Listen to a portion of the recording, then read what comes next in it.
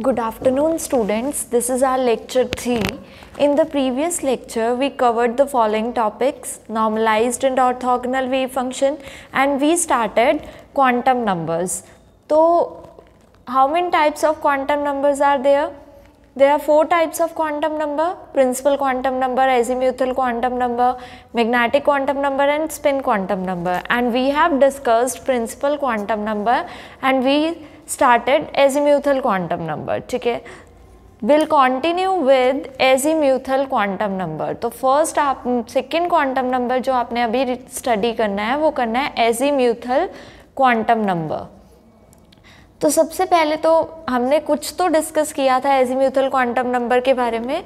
तो azimuthal quantum number होता क्या है, आप इसको रिप्रेजेंट करते हैं एल से. एजीम्यूथल क्वांटम नंबर को हम रिप्रेजेंट करते हैं एल से और इट टेल्स अबाउट, किसके बारे में बताता है? It tells about the sub shell to which an electron belong. The sub shell to which an electron belong. ठीक है, जिस सब शेल से इलेक्ट्रॉन बिलोंग करता है उसके बारे में बताता है. ठीक है, अब इसका फॉर्मूला क्या होता है? L is equal to 0 to n-1. ठीक है, फॉर एग्जाम्पल आपके पास n क्या है, हमारे पास 2 है मान लो. ठीक है, तो L की वैल्यू क्या होगी? 0 to 2-1 कितना होता है? 1. 0 to 1 दैट इज 0 and 1. तो पॉसिबल वैल्यूज ऑफ L कितनी हो गई? पॉसिबल वैल्यूज ऑफ L कितनी हो गई? 2 दैट इज 0 and 1. ठीक है, अब आपको पता है कि अगर आपके पास L 0 है, 1 है, 2 है, 3 है तो हम रिप्रेजेंट करते हैं 0 है तो S, 1 है तो P, 2 है तो D, 3 है तो F. S का मतलब शार्प, P का मतलब प्रिंसिपल, D का मतलब डिफ्यूज्ड एंड F का मतलब fundamental. These are based on the spectral lines. F is fundamental. ठीक है, तो ये रिप्रेजेंटेशन है. अब आपके पास एक L क्या है? 0. दूसरा L क्या है? 1. 1 के लिए P आ गया, 0 के लिए S आ गया. ठीक है, तो अब रिप्रेजेंट प्रॉपर सबशेल आपसे पूछ लिया तो सबशेल फॉर 2 कौन सी हुई? Subshell for n is equal to 2 कौन कौन सी हुई? एक तो हुई 2s और एक हुई 2p. तो ये 2 सबशेल्स हैं आपके पास for n is equal to 2. तो टोटल नंबर ऑफ सबशेल आप कैसे कैलकुलेट कर सकते हो? Total number of subshells is equal to L. क्या फॉर्मूला होता है? Is equal to n. ठीक है, टोटल नंबर ऑफ सबशेल हम कैसे कैलकुलेट कर सकते हैं? n के इक्वल होती है. ठीक है, मान लो अब आपके पास n2 था तो सबशेल भी कितनी हुई? 1 1 2. 2 सबशेल हुई, वैल्यूज उनकी क्या हुई? 0 and 1. ठीक है, अब एक मान लो आपके पास, अब हमारे पास क्या है? n is equal to 3. ठीक है, n हमारे पास 3 है तो नंबर ऑफ पॉसिबल वैल्यूज कौन? पॉसिबल वैल्यूज क्या होंगी? वैल्यूज बोला है मैंने, तो L की value 0 to n-1 that is 0 to 2 that is 0 1 and 2. ठीक है, तो पॉसिबल वैल्यूज की कौन कौन सी हुई? 0 1 and 2. नंबर कितना हुआ? ये 3 that is equal to n. ठीक है, तो सबशेल्स हुई कैसे, रिप्रेजेंट कैसे करोगे आप? हुई कौन कौन सी? 3 है और 0 है तो 3s. n आगे लिखते हैं हमेशा. 3 1 है तो P, 3 2 है तो D. ठीक है, तो ये पॉसिबल सबशेल्स है for n is equal to 3. अब बताओ कितनी सबशेल हुई? 3 3s 3p 3d और n कितना है? 3. तो टोटल नंबर ऑफ सबशेल्स कितनी हुई? n के इक्वल. ठीक है, अब यहाँ पर एक फॉर्मूला आता है total number of electrons in a subshell. Total number of electrons in a subshell. तो वो फॉर्मूला होता है 2 into 2l+1. ये किसका फॉर्मूला होता है? Total number of electrons in a subshell. Principal quantum number में भी हमने एक फॉर्मूला पढ़ा था. Total number of electron in a shell is 2n². Here total number of electron is twice of 2l+1. ठीक है, अब यहाँ से आपको L की वैल्यू से आपको पता चलता है angular momentum of electron. Angular momentum of electron. Electron का एंगुलर मोमेंटम अगर आप L की बात करेंगे √L into L plus 1 h/2π। ठीक है, ये क्या होता है आपके पास एंगुलर मोमेंटम ऑफ इलेक्ट्रॉन का फॉर्मूला इन एनी सबशेल, किसी भी सबशेल में। ठीक है, अब आपने एक चीज़ देखनी है, अगर आप किसकी बात करते हो, मल्टी इलेक्ट्रॉन एटम की, किसकी बात करते हो, मल्टी इलेक्ट्रॉन एटम्स की। तो मल्टी इलेक्ट्रॉन एटम्स की एनर्जी जो होती है वो डायरेक्टली प्रोपोर्शनल होती है L के। अगर वो L के डायरेक्टली प्रोपोर्शनल है तो इसका मतलब यहाँ पर S की एनर्जी की वैल्यू सबसे कम है, फिर P की थोड़ी ज़्यादा है, फिर D की ज़्यादा है और फिर F की। तो L जैसे जैसे इंक्रीज हो रहा है वैसे वैसे एनर्जी क्या हो रही है, इंक्रीज हो रही है। तो इस पे भी सेम प्रिंसिपल अप्लाई होता है। अगर electron closer to the nucleus है तो वो S ऑर्बिटल क्लोजर है, वो ज़्यादा अट्रैक्शन फील करेगा, तो यहाँ एनर्जी कम होगी और आगे इंक्रीज होती जाएगी। ठीक है, अगर अब आपके पास मल्टी इलेक्ट्रॉन एटम में मैंने ये एक्सप्लेन कर दिया, तो ऐसे 4s की कम, 4p की ज़्यादा, 4d की ज़्यादा और 4f की उससे भी ज़्यादा। बट अगर आप बात करते हो हाइड्रोजन एटम की, इफ़ हाइड्रोजन एटम, ठीक है, अगर आपके पास क्या है, हाइड्रोजन एटम है, तो वो सिंगल इलेक्ट्रॉन है। कैसा एटम है, सिंगल इलेक्ट्रॉन एटम। तो यहाँ पर जो है वो एनर्जी सब इस पे डिपेंड नहीं करती है, सबशेल पे डिपेंड नहीं करती है for single electron.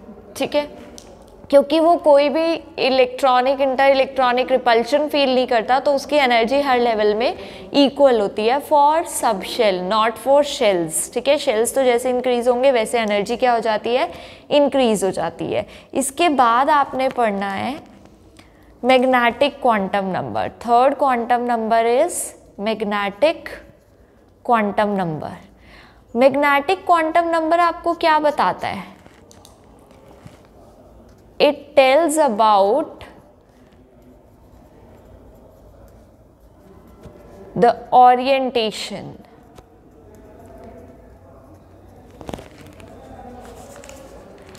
it tells about the orientation of electron in the presence of magnetic field। किसकी presence में, in the presence of magnetic field।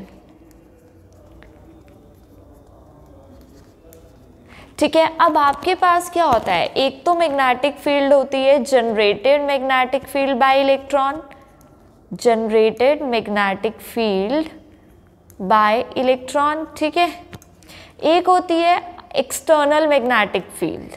कौन सी, एक्सटर्नल मैग्नेटिक फील्ड। जब ये दोनों मैग्नेटिक फील्ड इंटरैक्ट करती है, जब ये इंटरैक्शन शो करती है, तो आपके पास डिफरेंट ओरिएंटेशंस आती है। क्या आती है, डिफरेंट ओरिएंटेशंस। और उन ओरिएंटेशन को हम क्या बोल देते हैं, ऑर्बिटल्स। उनको हम क्या नाम देते हैं, orbitals. Different orientation of electron होती है, तो उन ओरिएंटेशन को आप क्या बोलते हो, ऑर्बिटल्स बोलते हो। और इसकी वैल्यू होती है, इसको हम रिप्रेजेंट करते हैं m से। m की वैल्यू होती है m is equal to -L2 + L। m की वैल्यू क्या होती है, -L2 + L। ठीक है, मान लो हमारे पास L इज इक्वल टू 0 है। 0 मीन्स s ऑर्बिटल है हमारे पास।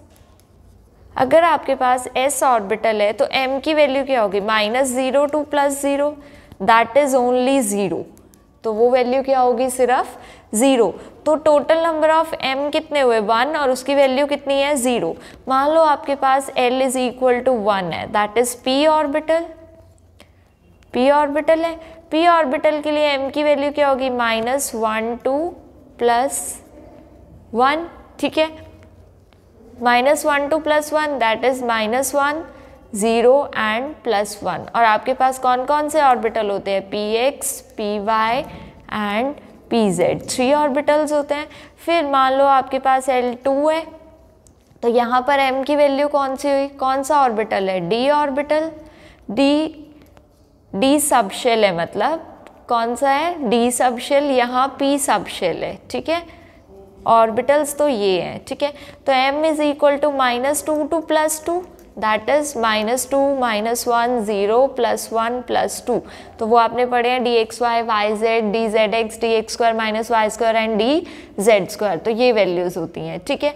अब आपने एक चीज़ देखनी है, अब जैसे वहाँ पर total number of L is equal to n था, तो यहाँ पर टोटल नंबर ऑफ m क्या होते हैं हमारे पास कि कितनी पॉसिबल ओरिएंटेशन है, दैट इज 2l + 1, ठीक है।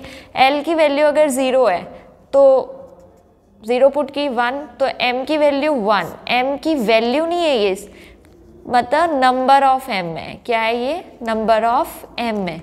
मान लो अब आपके पास L1 है, ठीक है, तो यहाँ तो आप वैल्यू पुट करते हो, बट ये जो देता है आपको वो क्या देता है, नंबर देता है। L1 पुट करोगे तो m की वैल्यू कितनी आएगी, 3, तो इसका मतलब कितने नंबर ऑफ L है, नंबर ऑफ m कितने हैं यहाँ पर, 3 for L is equal to 1, means number of orientations कितनी है यहाँ पर, नंबर ऑफ ओरिएंटेशंस कितनी है यहाँ पर, 3 है हमारे पास, ठीक है। तो ये तो था आपके पास मैग्नेटिक क्वांटम नंबर, ठीक है। फोर्थ जो है आता है आपके पास वो है, फोर्थ है हमारे पास spin quantum number, spin quantum number. हम इसको रिप्रेजेंट करते हैं S से, किससे रिप्रेजेंट करते हैं, S से। अब देखो इलेक्ट्रॉन जो है, electron is revolving around the nucleus, ठीक है। Along with the revolution, electron is spinning around its own axis, ठीक है, वो spin भी करता है, क्या करता है, spinning around its own axis, ठीक है। तो अब वो स्पिनिंग मोशन भी शो करता है। अब स्पिन कैसी हो सकती है, क्लॉकवाइज भी हो सकती है स्पिन और एंटी क्लॉकवाइज भी हो सकती है, ठीक है।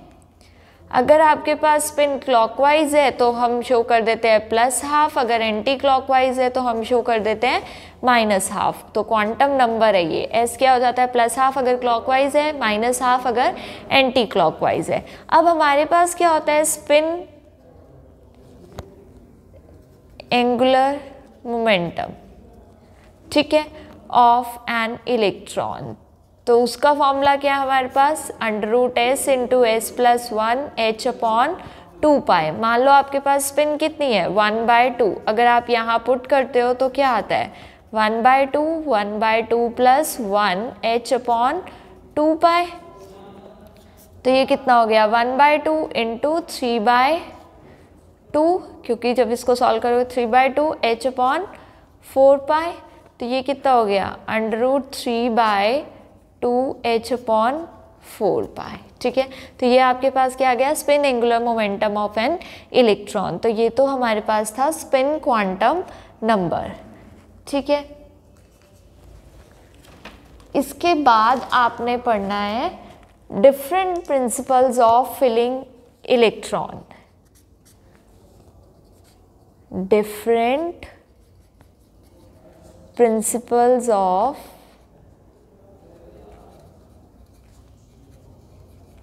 फिलिंग इलेक्ट्रॉन, ठीक है। अब आपने ये अपनी 11th क्लास में पढ़ा है कि कौन कौन से डिफरेंट प्रिंसिपल्स होते हैं for filling the electron. First is the aufbau principle, first principle is aufbau principle, aufbau principle. Second principle is Pauli exclusion principle,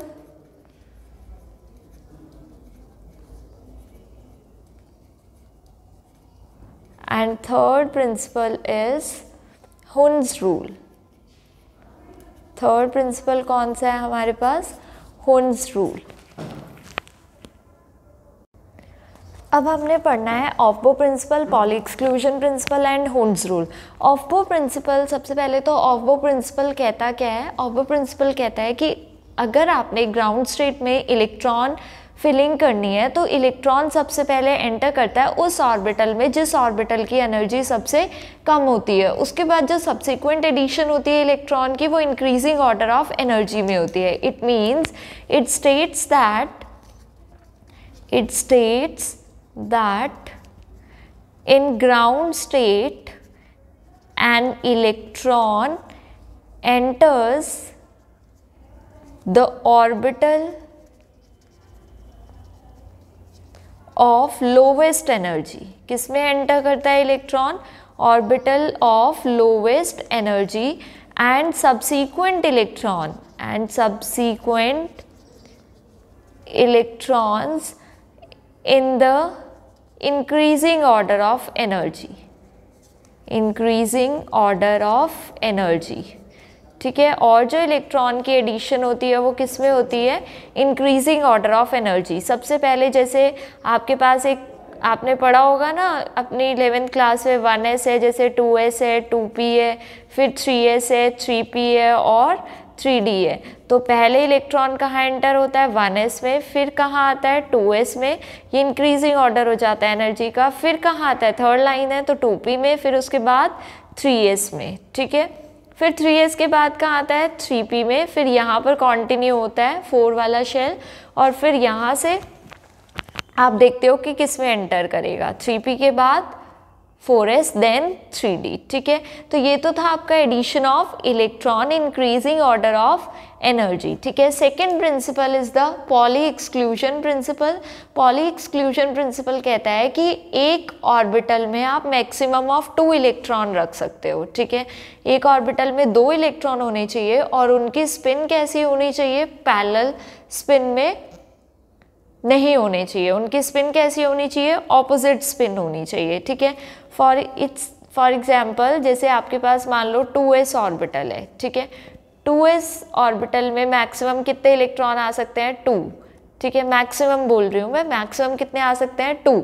और दोनों की स्पिन पैरेलल नहीं होनी चाहिए। अब देखो एक क्लॉकवाइज है, दूसरा कैसा है? Anti clockwise. तो स्पिन पैरेलल नहीं है तो वो स्पिन कैसी है? ऑपोजिट है। तो ये क्या बोलता है कि it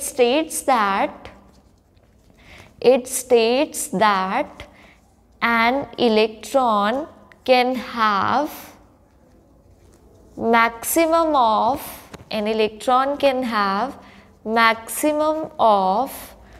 2 electrons and they must be of opposite spins। कैसे स्पिन होनी चाहिए उनकी? ऑपोजिट स्पिन होनी चाहिए, ठीक है। मान लो p ऑर्बिटल है 1 2 3। p के कौन कौन से ऑर्बिटल है? px py pz, ठीक है। तो 1 2 3 फिल कर दिए। मान लो 2p4 है, मान लो 2p4, तो 4th इलेक्ट्रॉन ऐसे में और ऑपोजिट स्पिन में, ठीक है। तो जनरल एक्सप्लेन किया है। 2p5 हो जाएगा तो यहाँ, 2p6 हो जाएगा तो यहाँ, ठीक है। Maximum 2 electron can be attend, ठीक है। उसके बाद है Hund's rule of multiplicity. Hund's rule क्या बोलता है आपको? हुन्स रूल बोलता है कि आपने ऑर्बिटल्स में सिंगली इलेक्ट्रॉन फिल करने हैं सबसे पहले। कैसे इलेक्ट्रॉन फिल करने हैं? सिंगली। मान लो जैसे यहाँ पर 2p4 था, पहले मैंने सब में 3 1 1 1 किया, उसके बाद 4th इलेक्ट्रॉन फिल किया। तो वो बोलते हैं कि पहले सभी ऑर्बिटल को सिंगली ऑक्यूपाइड करना है, उसके बाद आपने पेयरिंग स्टार्ट करनी है, ठीक है। तो यहाँ पर 1 2 3 4 आप ऐसे नहीं कर सकते, ये तो करेक्ट है, ठीक है।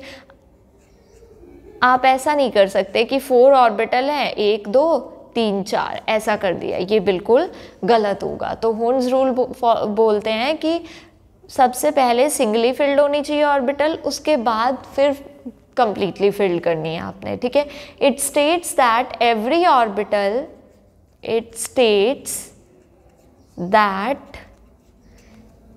Orbital in a subshell is singly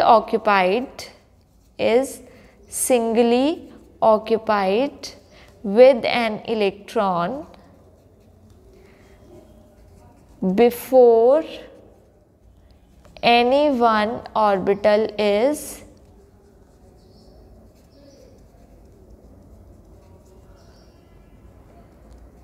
doubly occupied। ठीक है,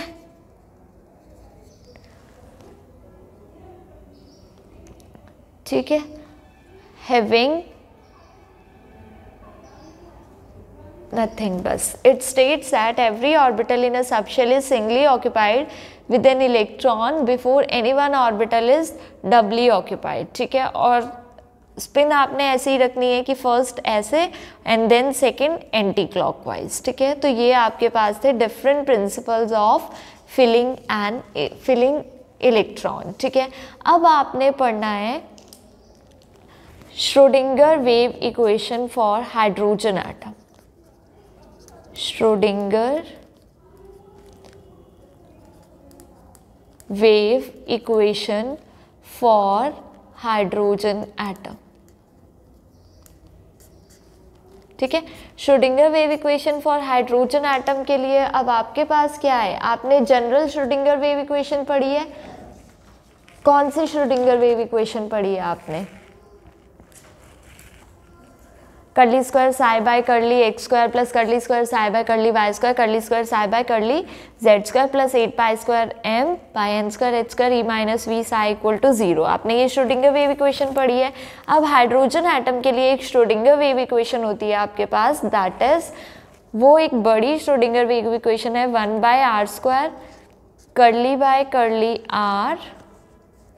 आर स्क्वायर फिर से ब्रैकेट में curly psi by curly r. ठीक है, plus 1 by r square sine theta curly by curly theta फिर से साइन थीटा ब्रैकेट में curly psi by curly theta. ठीक है, देखो पहले आपने आर से स्टार्ट करना है, तो 1 by r square curly by curly r, फिर यही आर स्क्वायर अंदर curly psi by curly r, plus ये आर स्क्वायर ऐसे ही रखना है 1 बाय आर स्क्वायर, इधर की जगह साइन थीटा आ गया, curly by curly theta, sine theta new है तो sine theta curly psi by curly theta, plus 1 by r square sine square theta curly square by curly phi square. ठीक है, plus 8 pi square mu upon h square e minus v psi equal to 0। ये किसके लिए हमारे पास Schrodinger wave equation है for hydrogen atom. Solution आपको क्या देता है श्रोडिंगर वेव इक्वेशन का? वैल्यू ऑफ साई एंड ई। ठीक है, यहाँ पर म्यू क्या है? Mu is the reduced mass that is m1 m2 upon m1 plus m2। ठीक है, m1 is the mass of electron and m2 is the mass of nucleus.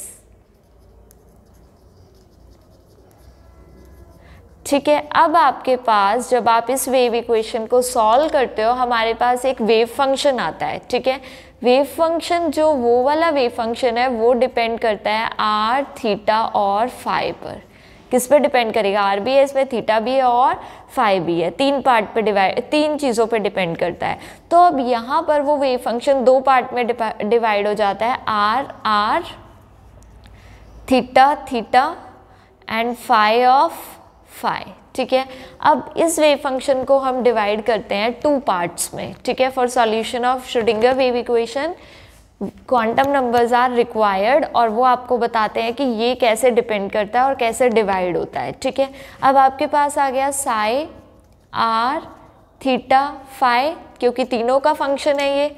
अब आर जो है वो एक पार्ट बना लेता है जो कि डिपेंड करता है एन और एल क्वांटम नंबर पर। किस पे डिपेंड करता है? एन और एल पर। फिर आपके पास एक और वेव फंक्शन आता है थीटा जो डिपेंड करता है एल और एम पर, और फाई जो डिपेंड करता है एम पर। तो इसको हम बोलते हैं radial part of the wave function. क्या बोलते हैं? Radial part of the wave function. इसको हम बोलते हैं angular part of the wave function. ठीक है, तो अब आपने देखा कि वेव फंक्शन तीन पे डिपेंड करता है, r theta and phi. R और थीटा फाई वो फर्दर क्वांटम नंबर्स पे डिपेंड करते हैं। तो आर जो डिपेंड करता है वो 2 क्वांटम नंबर है, प्रिंसिपल और एजीम्यूथल। थीटा एंड फाई जिस पे डिपेंड करता है, थीटा डिपेंड करता है एजीम्यूथल और मैग्नेटिक, और फाई डिपेंड करता है ओनली मैग्नेटिक क्वांटम नंबर। तो एक रेडियल पार्ट हो गया हमारे पास और एक एंगुलर पार्ट हो गया। तो अब आपको ये पता होना चाहिए कि रेडियल वेव फंक्शन क्या होता है। ठीक है, रेडियल वेव फंक्शन की रिप्रेजेंटेशन तो पता चल गई आपको, बट रेडियल वेव फंक्शन होता क्या है। ठीक है, रेडियल वेव फंक्शन आपको किसके बारे में बताता है, डिस्ट्रीब्यूशन ऑफ इलेक्ट्रॉन। किसके बारे में बताता है, distribution of electron as a function of distance, as a function of distance r from the nucleus, from the nucleus। ठीक है, तो ये हमें किसके बारे में बताता है, distribution of electron as a function of distance r from the nucleus. तो ये डिपेंड करता है आर एन एल, अभी एक्सप्लेन किया मैंने, किस पे डिपेंड करता है, प्रिंसिपल और एजीम्यूथल पर। ये सिर्फ इलेक्ट्रॉन की डिस्ट्रीब्यूशन बताता है, बट जो radial wave function, angular wave function है, जो एंगुलर वेव फंक्शन है वो आपको क्या बताता है, शेप ऑफ इलेक्ट्रॉन क्लाउड। क्या बताता है, शेप ऑफ इलेक्ट्रॉन क्लाउड।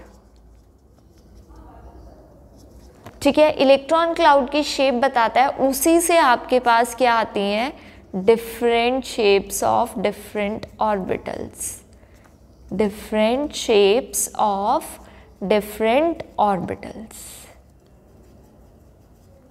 ठीक है, इससे हमारे पास क्या आती है, ऑर्बिटल्स की डिफरेंट शेप आती है। और ये किस पे डिपेंड करता है, थीटा एंड फाई पर।